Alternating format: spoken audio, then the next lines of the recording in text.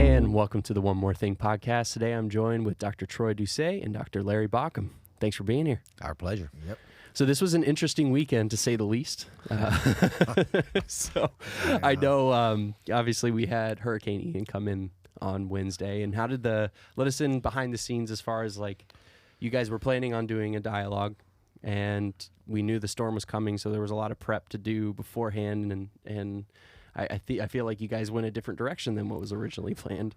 I think we did. I think it was the right thing to do. Yeah. I mean, but when a storm hits your area, and for the church, we were those of us who were there were about 100 people that sought shelter in the facility.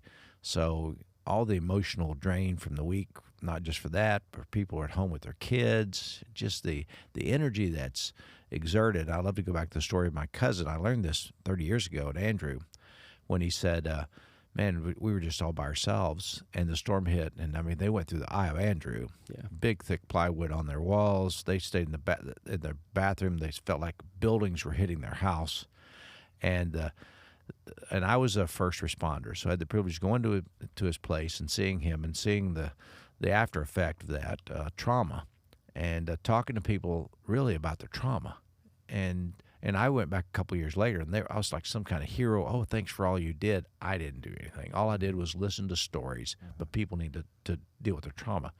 I did notice with him, my cousin, who is closer than a brother, that 6 weeks after the storm, now we'd gone down as a church many times, and he owned a tree farm, and you've got to help a guy that's in, keep a guy in business if you can, because that's his livelihood. So guys would come down. We'd take 15 passenger guys, and they'd stand up palm trees all day.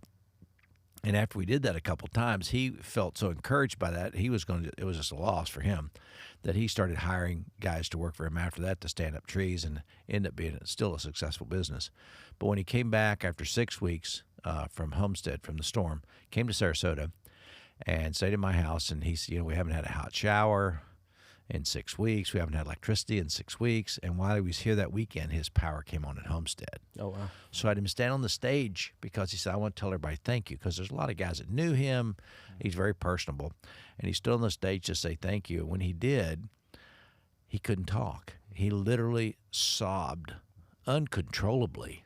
And I began to, from a psychological standpoint, realize that he had carried all this stress for weeks and weeks and weeks. You're the man of the family. You're busy doing all the stuff. And all of a sudden, the moment when you stand up to say thank you, the emotion of gratitude kicks in, and all his emotions just hit him all at once. And he just had a catharsis right on stage.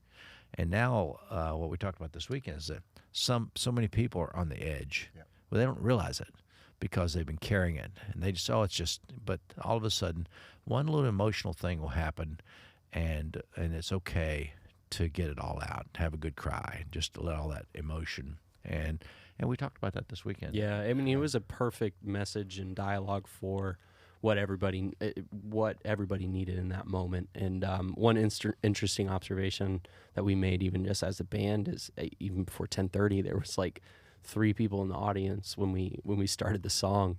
And there was a ton of people in the Grand Hall talking. Right. And I think I know you and I had talked during the storm, the power was still out at the church, and you were just like, we're still going to have church. Right. It doesn't matter if we have power or not, because we need to at least have some sort of get together in community so people can talk, and they can just, it's part of the healing process. Agreed. And that was one thing we said, is just that one of the services that we can provide is just community. So we had service this weekend. We're having Suncoast After Dark tonight. And as much as we can get people together to just be around other people and have good energy, good vibes, and a good time, laughing, crying, telling their story, I think it's a great opportunity and outlet for people as well. So, I mean, it was great. I mean, it was a massive traumatic thing that we all went through, and then just seeing the pictures of what everybody down south and people that we know that don't live that far away. You have this balance of being grateful, that you didn't see the worst of the storm, but also compassion for the people that did and lost everything. So what about you, Troy? What about Esther? How'd she do? Yeah, she was really nervous. It was her first time going through, an event like this. And so we luckily, like, we didn't lose any power at all during the storm. That's the religious people. They kept yeah, power. yeah, you know, The I was, protection. I was speaking in tongues over my house. I bet and you were. things like that. I had a few rattlesnakes to hold. There you go. No, but the bad thing about it was she stayed glued to the television and saw, you know, minute by minute. And there were times I was like, turn it off. Right. Put some music on, put a show on, just change. And I think there's a tendency even in church, and I followed, you know, Pastor Larry's lead on a lot of the dialogue because he knows the community. And when you made the first sort of joke and there was a resounding laughter, there's a tendency in our psyche to try to withdraw, repel from that, knowing that so many people down south are going through like trauma and that we can't fully identify with here, even though we lost power, but like to see loss of life and the devastation. And I think what Sunday did was it gave us this sense of normalcy, like it's going to be okay. We're going to get through this together. And the quicker we can return to a sense of our daily routines, and church being an important part of that, I think that really helped that healing process move forward. 100%. So, yeah. No, I think one of the main differences I noticed with something like this as opposed to the pandemic, even though like during the pandemic, the tagline was "We're in this together," it didn't feel like that. Yeah. It felt like you were just very isolated and very far away from your neighbor. And this one, even before the storm, you know, I told you the story of, you know, one of my neighbors, just an older gentleman driving around on his bicycle with a screwdriver, just coming up and asking people, do you need help with your shutters? And, you know, just finding out like there was a whole group of guys from my neighborhood helping older people or people just to put up their shutters just so that they were safe and protected in their home. You know, and then afterwards, just I mean, we've seen it. There's so many people that are just like, I need to help. Where can I help? Yeah. Where can I help? And that's been the beautiful thing. I had a buddy of mine, Morgan, who went down to Fort Myers, downtown Fort Myers, like the heart of one of the major devastation places. And just the things that he saw, he's like, I'll never forget what I saw. You know, it was just devastation, loss of life. But the beautiful thing is, he said, for all the devastation, he saw this beautiful thing where all these people from all over the country were down there helping, doing what they could. He's like, guys with big trucks and trailers loaded with supplies were there helping wherever they could, you know, airboats and all these different things. And, you know, so even in the midst of the tragedy, you see the best parts of humanity. Agreed. And I think that's been such an encouraging part. And when he told me that story, I was on the edge. So I just, I mean, sobbed, you know, and I told Laura after, I was like, I needed that. I needed just a good cry because I just felt like I was just so tense and stressed through the storm and through the after and all that. But it was exactly what we needed. So I just wanted to say thank you for all of that. If people are looking for ways to help, is there anything that we've heard about or any needs that we've seen that need to be filled? I think that one of the things, gift cards are always a good thing because, you know, provide that, and then we can make sure they get to different people. I've got a couple of contacts. I lived in Fort Myers for 4 years, so I still have a few contacts in that area. Of course, people even in our community, Northport, somebody had their house flooded. Talked to somebody in Port Charlotte. You know, they're just people all over that have gone through trauma.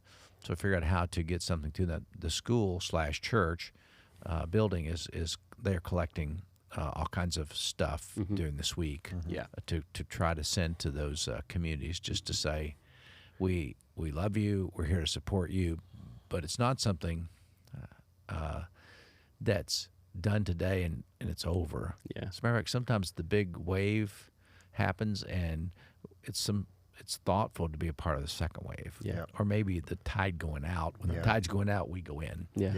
So I think that's something that we should consider in every aspect, because I just know that the early days, a lot happened after that. Where are you now?